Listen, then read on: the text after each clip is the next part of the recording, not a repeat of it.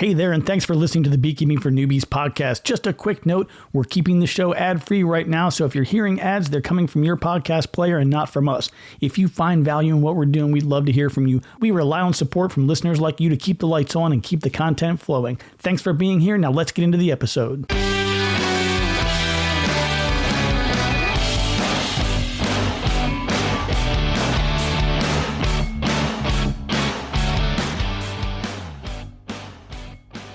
Hey everybody, good morning, good afternoon, good evening. Welcome to Beekeeping for Newbies. Thank you so very much for taking the time to listen. I do appreciate you. And as always, feel free to reach out. It's Jeff at beekeepingfornewbies.com, NEWBEES.com. Well, today we're going to do episode 127, and I'm talking about, this is actually coming directly from a question in our Discord room. It's almost more of like a bee buzz kind of question. We're really only going to answer that one question today, but it's sort of like a half episode. But I really wanted to get the question answered as soon as possible because I got 6 other episodes ready to go right behind this one. So we'll get to those next week. But what we're going to be talking about today is, should you buy your bees from the same place you bought them from last year or every year for that matter? There's a couple of things that you're going to want to consider.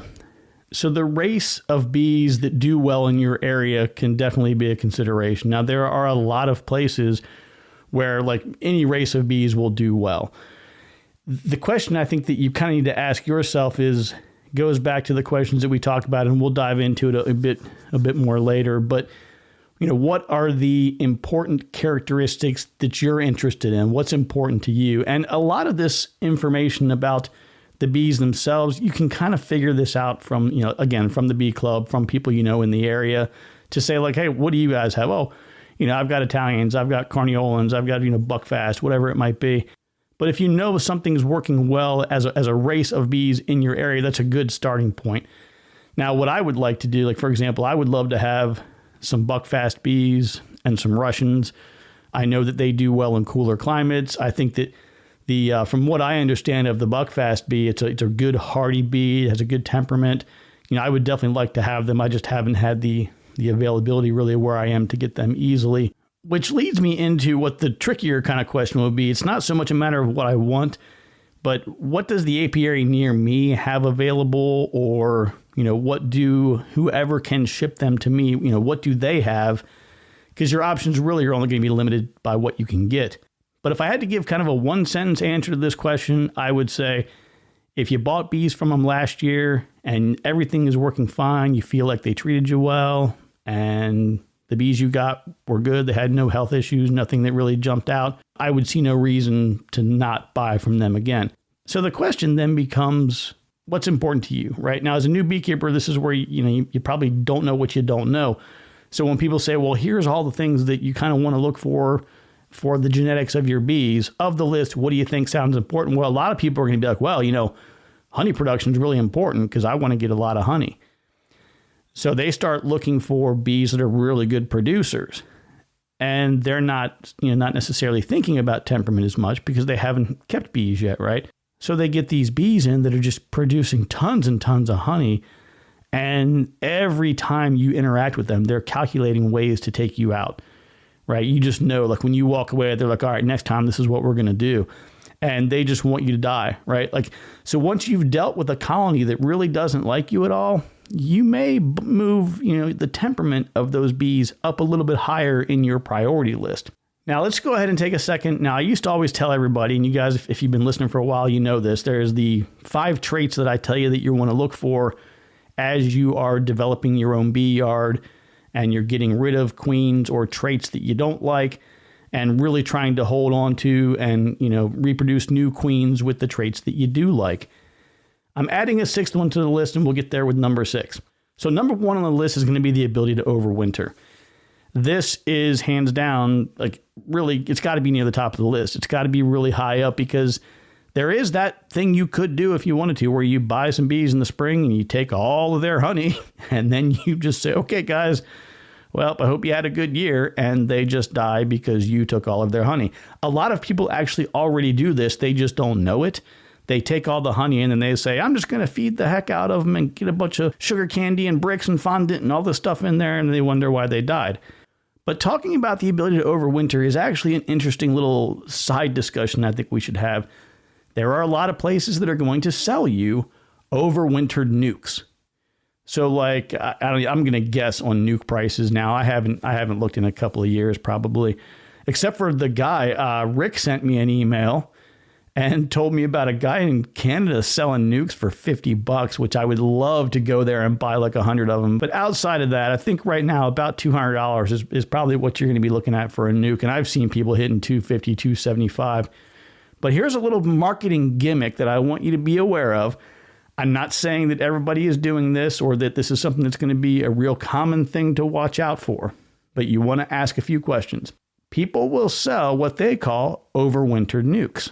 Now, what they do is they kind of bend the letter of the law. They look at it kind of like an attorney, like, well, the bees that were in this nuke, like, that nuke overwintered, or that colony overwintered, and I put some of the bees from that into this new nuke that I made. So that's from overwintered stock. That is not what we're talking about. If you tell me that you have a overwintered nuke, what that means to me is there is a queen that emerged from a queen cell and was mated in 2024. Now, for context, if you're listening to this a couple years down the road, so we're talking about right now, it's January 24th of 2025. So if you're buying this spring of 2025, you're buying an overwintered nuke. My expectation is that in 2024, that queen emerged from a queen cell, was mated, and began laying. She is now almost a year old. That's my expectation. That is the question you have to ask. So when you say, hey, I see you're selling overwintered nukes, when were all of these queens reared?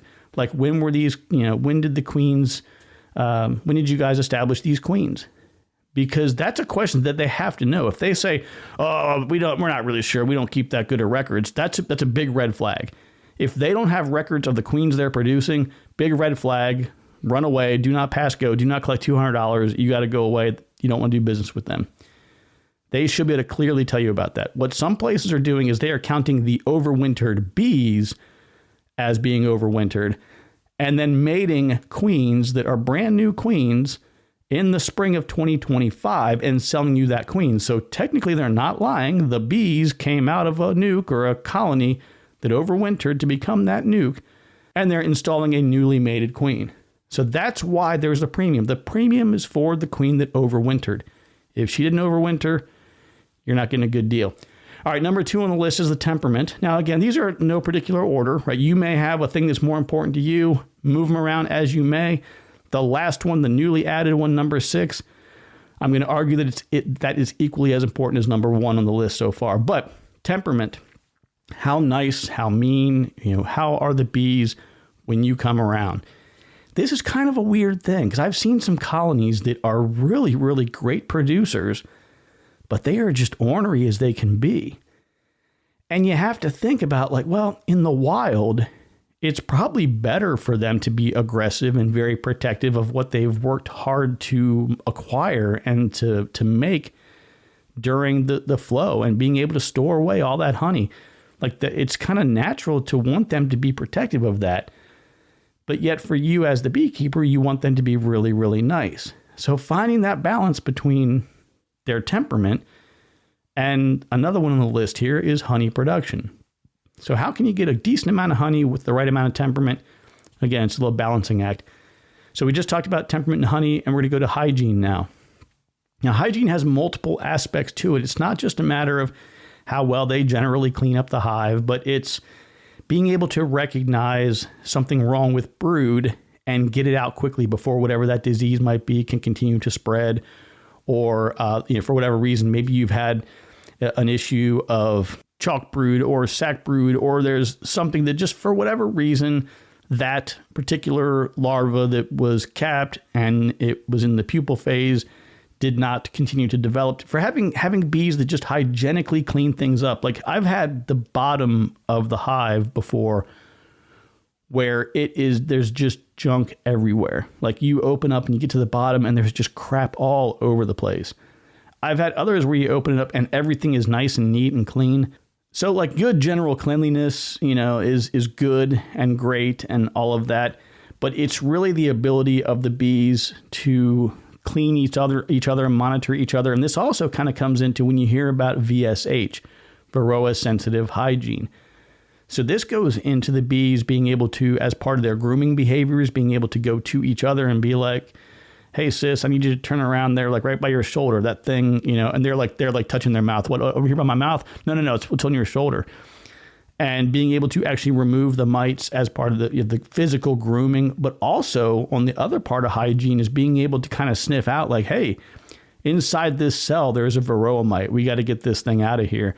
And uncapping the cell and yanking that pupa with those mites on it, getting them out and tossing them out before they have time to reproduce. So having some of those really cool, Varroa hygienic kind of capabilities and genetic traits are really neat as well. Now, the other one we talk about a lot is the tendency to swarm. And this goes back to, like, I know Russians swarm pretty easily.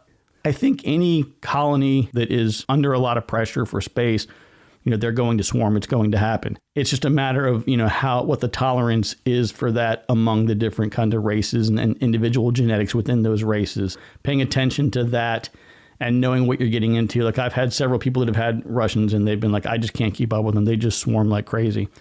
And that's another thing too with like your Africanized bees as well. They tend to swarm a little bit earlier than like say your Italians would. Now the one that I'm adding on is my new number 6 on the list. And again, I put this up there right with the ability to overwinter as far as how important it is. And it's what we just talked about with Varroa resistance. And this is, it's still challenging to obtain this because of all the variables involved in mating and the ability to keep that resistance intact. If it's not already native in your area, and it almost comes down really to the apiary level. If you're doing everything in your apiary to get those genetics, and then, your virgin queens are going out into the open market there of your neighborhood and mating with everybody else's drones, those drones are not likely going to have the same resistance passed along in their genetics. But it's definitely something I think everybody should be working towards, especially if you have your own, breeding program. Like some people are going to say, look, I'm never raising my own queens. I don't want to deal with it. I don't like it. And I would say, well, hey, please rethink that because it's really easy. It doesn't take a lot of work on your part as the beekeeper. But it is a little different from the guarantees that you get when somebody sends you or you go and pick up a mated queen. It's a lot easier to say, mated queen in hand, you go in the hive, right?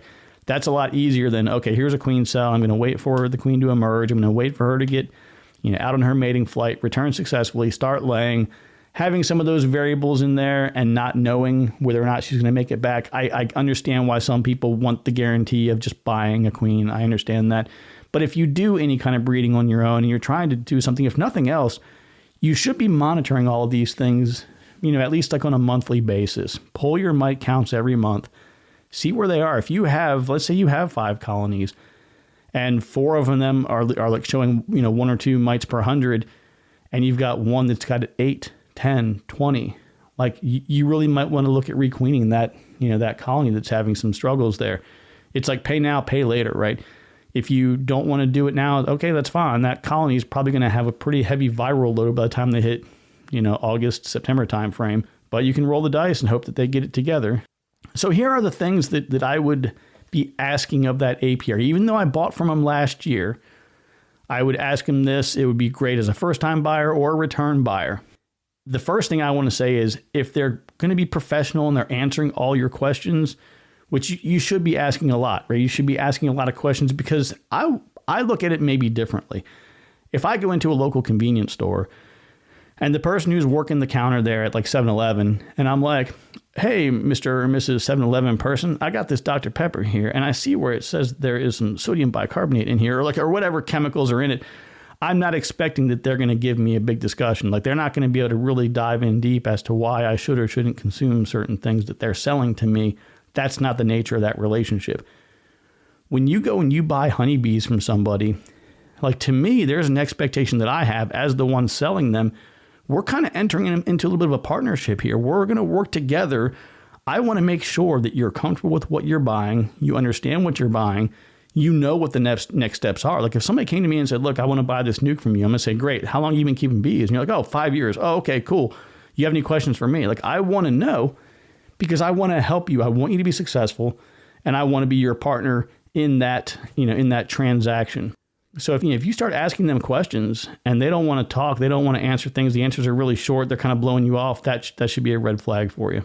But thinking back to last year, like when you bought your bees before, if you took them home and, you did a mite wash on them, or maybe you went ahead and just treated right away, but, those bees didn't have any IPM. And when I say IPM, I'm saying integrated pest management. They didn't have any pest related issues. Everything seemed healthy. So you would have the same expectation going into the next year. So that might be an opportunity to say, hey, look, I bought bees from you guys last year and I had no issues. Everything was great.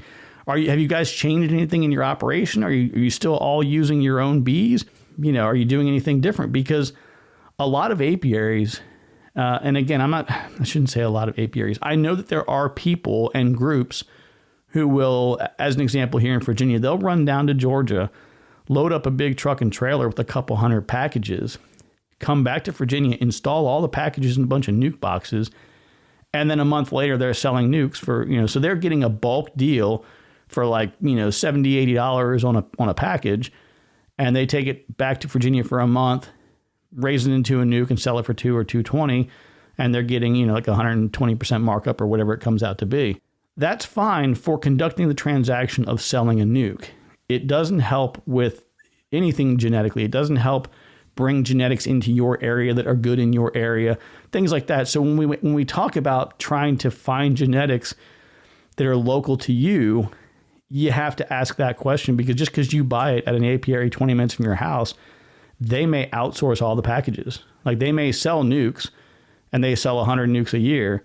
And if you're buying their packages, the packages might have been brought in from somewhere else. You have no idea. So just ask any of those questions around like, hey, where do the queens come from? Do you make your own nukes? Do you make your own packages? And there's another question you can always ask them is another question you can ask them is say, hey, if you were me and I was you, we were changing the roles here, and you were coming to me to buy to buy these bees today, like what questions would you be asking? Like, have I asked you everything that you think are good questions? Like, did I miss anything? Like, what do you think is important? Just see what they're going to tell you. Again, if they're very much open and they want to talk and they want you to feel comfortable, that's a good business. That's the kind of people you want to stay close and keep close to you. And then also ask them too. And this is usually better before you've given them the money. Like once they have the money, the feeling can be a little different. But if you're talking to them ahead of time, and I always recommend if you have the ability to actually drop by face to face and smile big and pretty and be like, hey, how you doing? I wanted to talk to you. I'm thinking about buying some bees from you. Just want to come down and put a face to the name or whatever. Have a little bit of dialogue. You might, really hit it off and get to a point where you say, hey, listen, I really enjoyed talking to you today. I appreciate all your insight. Looking forward to picking up the bees in the spring. By the way, if I run into any roadblocks or issues, can I give you a call and just talk to you for 3 or 4 minutes and see if we can work through it? Because I'm new and I'm not really sure what I'm doing, but man, I really appreciate you taking the time today. And I feel like you really get it. I feel like you're a really sharp person. Compliment them, be nice. And if you're being nice to them, they're probably going to be nice to you and be willing to help you out. I think that most people in the industry here they're honest, hardworking. Most of them are ethical. But there's always going to be people out there who are going to take advantage of your ignorance. They're going to take advantage of the things that you don't know about beekeeping that they do that nobody can really ever prove, right? So if you're thinking about going somewhere, you're not really sure where to go, you haven't, you know a name of a place or two, but you haven't heard of anything, join our Discord room. If you go to the Beekeeping for Newbies homepage, it's newbees.com. But go to beekeepingfornewbies.com. There's a link to our Discord room. Join the Discord room, and in there you can just drop the name of the business that you're thinking about working with. If anybody knows them already, they can kind of give you their 2 cents. I'm not endorsing any businesses right now that are selling bees online for shipment to people's houses, so you're kind of on your own for that one. Maybe we'll talk about it some other day. But if you're looking for a little extra guidance or some tips and tricks, check out the YouTube channel. It's just at Beekeeping for, it's youtube.com/@Beekeeping for Newbies. And remember, it's NEWBEES. Take a peek there. We got a bunch of different videos on things, and hopefully they'll help out a little bit with what you're trying to do. Oh, and one last thing I did forget about is also when you're looking and you're shopping around for where you might buy some bees from, check their online reviews as well. Check out like their Google reviews, Reddit, any other online forums, Facebook forums, wherever you might already be talking to people about bees. Just do a little bit of research there and see if you can, glean a little bit of insight from that. So outside of that, folks, we are at Friday, and the week is wrapped up here. Like I said, I've got So the next couple episodes I've got is one of them is about queen killing, some of the common things people are doing around killing their queens, or at least thinking that they are. We have a discussion about why you hear me talk a lot about the Langstroth hive and not the other 4 million options that are out there. We're going to talk about smoking the bees a little bit some more, about why it's important to be a bit more gentle and not necessarily over smoking. We've got a discussion here on, this one's actually pretty cool. It's something that I came up with. It's called the beekeeping triangle. So I will further explain that to you. That one's really good. I came up with that. It was an old IT thing that my good buddy Mark, that I used to work with at a really great company that I worked for about 7 years, he told me this as it relates to IT professional services. That's all I'll tell you for now. I'll give you the rest of the story later. And then the other episode that I have on there is more details on feeding. There's a few more things I want to talk about with feeding, and I want to just kind of revisit some things, because what's happening lately is I'm trying to get out and just walk more, because I haven't been doing a lot of the stuff I used to do, and I need to be moving around. So I'm walking more, and while I'm walking, I'm going back and I'm listening to episodes, and I'm going like, what was I thinking when I said that? Or what did I mean here? So there's a few things that I'm trying to kind of clarify and provide a little bit more detail and insight on. So we'll be trying to cover a few extra topics and maybe going back on a few things. And that's probably about all I've got for you today. So take care, be kind to one another, and remember that I love you, and there's nothing you can do about it. We'll talk to you soon.